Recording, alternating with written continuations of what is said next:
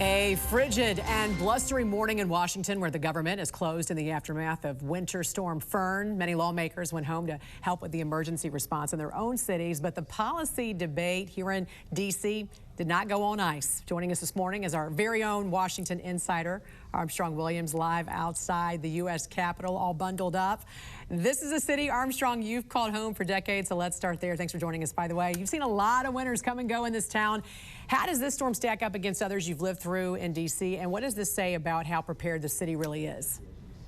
Oh, the city was very smart. They did not start removing the snow until the sleet and everything stopped. You know, out here early morning, streets are clean, especially on Capitol Hill where lawmakers will be here today. It's funny, Jan, no birds chirping, no engines moving, just the sound. And the most important thing, no wind blowing. And when you don't have the wind, you find yourself pretty warm if you got the right layers on the tire. It's the wind really that kills you. And also, as Washington digs out from all of this today, there's a lot of talk about the energy grid and how important it is to maintain energy independence, especially with data centers also exploding not far from where you are in the nation's capital in Northern Virginia. How has the way the city and the federal government thinks about energy and infrastructure changed over the years?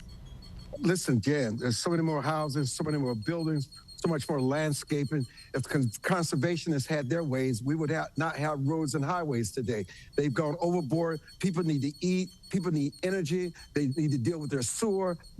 Every aspect of life is impacted by energy. And listen, the nuclear energy may be more expensive, but it's the best. And we've got to have a different debate beyond this climate change and these environmentalists that go to the extreme. Because listen, you don't want to wake up one morning, Jan, and the planet is dark. That's right. And it can happen. And reliable energy is the key. That is exactly what you said.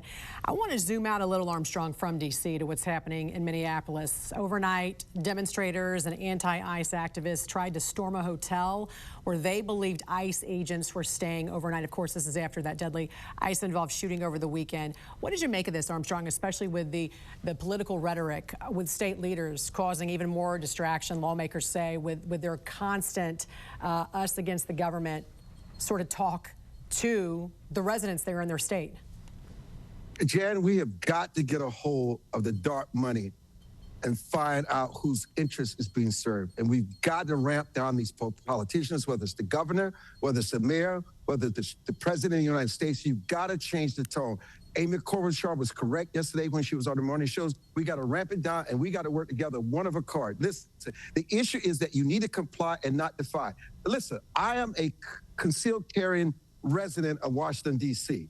Yes, I have the permits, I have the license, I can be loaded, but the issue this past weekend was prudence. Am I going to go into a situation where there's already chaos, quick judgment, with my firearm, and have this encounter with law enforcement? I mean, you're asking for trouble. It's sad that he lost his life. They took the gun off him before they shot him. I don't feel he had to die, but why put yourself in a situation like that? It's prudence over what is legal. Yeah.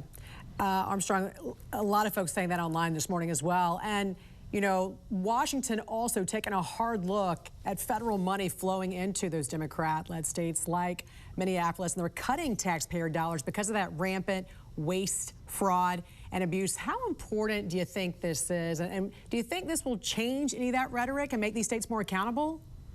So we've got to take the Democratic-leaning blue states out of this. We should make sure we hold all states and governors and legislators accountable for taxpayers' money. That's the bottom line. And this is pervasive. It is unfair. It's robbery. It's thievery. And the people that need the help don't get it. And that's what we need is accountability and responsibility. No matter where you find this corruption, Jan, it needs to be rooted out. Armstrong Williams, live for us near the U.S. Capitol. Always great to get your perspective. Thanks for joining us this morning.